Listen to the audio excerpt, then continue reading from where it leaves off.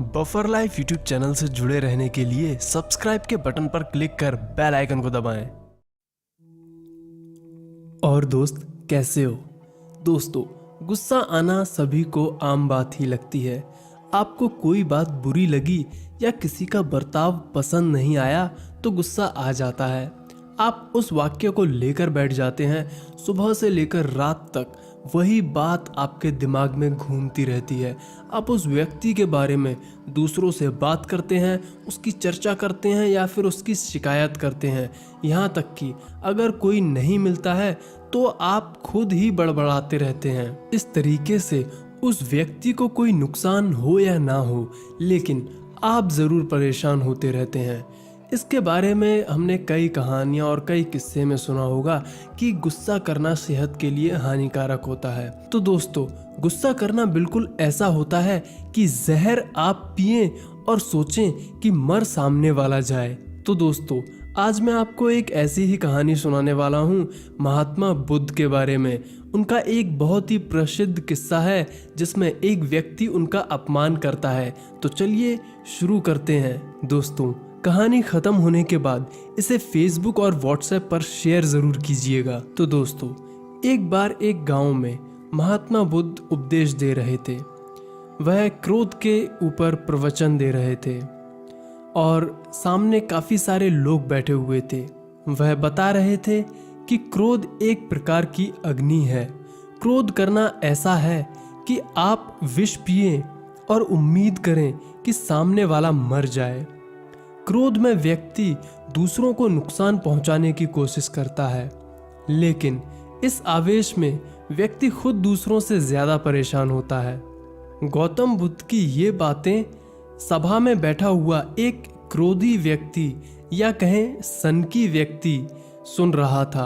उसे क्रोध के बारे में कही गई बुद्ध की ये बातें बिल्कुल भी अच्छी नहीं लग रही थीं और उसे बुद्ध पर गुस्सा भी आ रहा था कि ये किस प्रकार का प्रवचन दे रहा है। बुद्ध प्रवचन तो क्रोध पर दे रहे थे, लेकिन उनका चित्त बिल्कुल शांत दिखाई दे रहा था। इसी बात पर शांत बुद्ध को देखकर वह और भी क्रोधित हो उठा। उसने उनके पास आकर उनके मुंह पर थूक दिया। सारी सभा भड़क उठी। लोगों में अफरा तफरी मच गई कि इसने तो हमारे गुरु का अपमान किया है, लेकिन बुद्ध अभी भी शांत ही बैठे हुए थे। बुद्ध ने अपना चेहरा पोंछा और उससे पूछा, तुम्हें कुछ और कहना है? इस बात पर वह व्यक्ति बिना कुछ कहे वहां से चला गया। बुद्ध के शिष्य इस बात पर बड़े क्रोधित हुए और उन्होंने बुद्ध से कहा, आपको गुस्सा नहीं आया? उसकी हिम्मत कैसे हुई आपका तिरस्कार करने की, इस तरह का व्यवहार भरी सभा में करने का? बुद्ध ने बड़े ही प्यार से अपने शिष्यों को समझाया और कहा, वह व्यक्ति बहुत परेशान था। हो सकता है कई परेशानियों से घिरा हुआ हो, इसमें उसका कोई दोष नहीं है। और फिर अगली सुबह उस क्रोधित व्यक्ति का गुस्सा भी शांत हो चुका था और अब उसे पश्चाताप हो रहा था। वह बुद्ध को खोजते हुए उस गांव में गया जहां वे प्रवचन दे रहे थे। वह व्यक्ति बुद्ध के चरणों में गिर पड़ा और रोने लगा। उसने कहा, आप मुझे भूल गए। मैं वही दुष्ट इंसान हूँ जिसने कल आप पर थूका था, आपका अपमान किया था। और इस बात पर बुद्ध ने हंसकर कहा, कल की बातें तो मैं कल ही छोड़ आया हूँ। मैं क्रोध करता तो उससे तुम्हें कोई फर्क नहीं पड़ता, सिर्फ मेरा दिल दुखता। हर बुरी बात या घटना को याद रखा जाए तो जीवन और भविष्य दोनों ही ठहर जाएंगे और परेशानियां बढ़ती ही जाएंगी। तो दोस्तों, इस कहानी का सार यही है कि हमें बुरी बातों को छोड़कर आगे बढ़ना चाहिए। आपने बुद्ध की आखिरी बातों पर ध्यान दिया? उन्होंने उस व्यक्ति को कहा कि अगर मैं क्रोध करता तो उससे तुम्हें कोई फर्क नहीं पड़ता, सिर्फ मेरा ही दिल दुखता। दोस्तों, अगर ऐसी ही छोटी मोटी बातों को लेकर बैठा जाए, उस पर गुस्सा किया जाए, तो दोस्तों भविष्य और हमारा जीवन दोनों ही ठहर जाएगा। परेशानियां और ही बढ़ती ही जाएंगी। किसी की बातों को लेकर बैठ जाना किसी समस्या का हल नहीं है।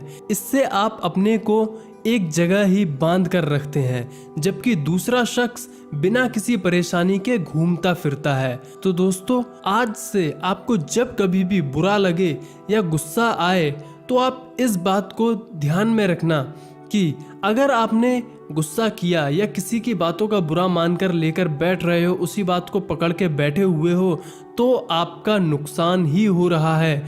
आपका शारीरिक रूप से नुकसान तो हो ही रहा है, साथ में आपका वर्तमान समय और भविष्य दोनों की बर्बादी हो रही है। दोस्तों, इस वीडियो को शेयर कीजिए, लाइक कीजिए और मैं आपकी कमेंट्स का इंतज़ार कर रहा हूँ। मुझे कमेंट्स करके ज़रूर बताइएगा कि आपकी इस बारे में क्या राय है।